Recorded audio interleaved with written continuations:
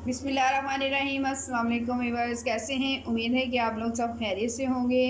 अल्लाह ताला आपको अपने हिफ्ज़-ओ-मान में रखे, जहाँ रहें खुश रहें, आबाद रहें।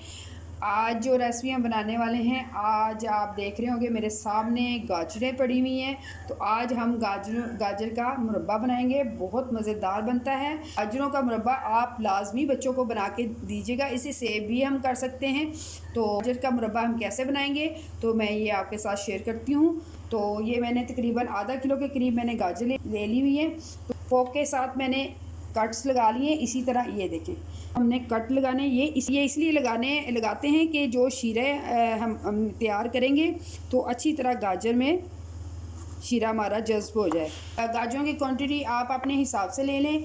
तो ये मैंने आधा किलो लिए हैं गाजरें। तो ये मैंने तकरीबन 2 बोल मैंने चीनी के ले लिए। गाजरों को बॉयल कर लेते हैं। तो हम पानी में बॉयल करेंगे।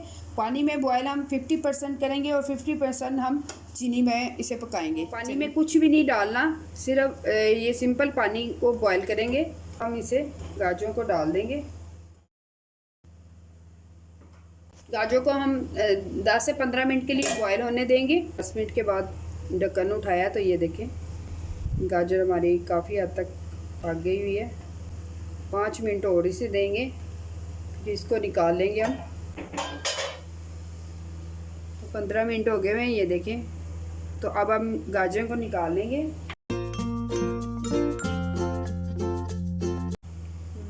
ये जो पानी है सारा हम गिराएंगे नहीं, थोड़ा सा पानी रख लेंगे। 2 बॉल चीनी है मैंने ली थी, ये डाल देंगे। पानी वही यूज़ करेंगे गाजरों का। सब्ज़ इलायची को छील के डाल देंगे। गाजरों को पीस कर लेंगे। बाज़ लोग साबुत ही रहने देते हैं, पर हम इसको दो कर लेंगे। ये दो कर लिए। अभी हम इसे कट लगा देंगे। ये 50% हमारी जो गाजर है वो गल गई हुई है। देखिए अभी पतला है। तो अभी हम गाजर डाल देते हैं ताकि गाजर जो थोड़ी बहुत है वो इसमें पक जाएंगी। तकरीबन 10 से 15 मिनट के लिए पकने देंगे। ऊपर से ना हम कवर करके इसको पकने देंगे। 5 अदद नींबू का रस लिया मैंने। अगर आपके पास नहीं है तो आप सिरका भी डाल सकती हैं।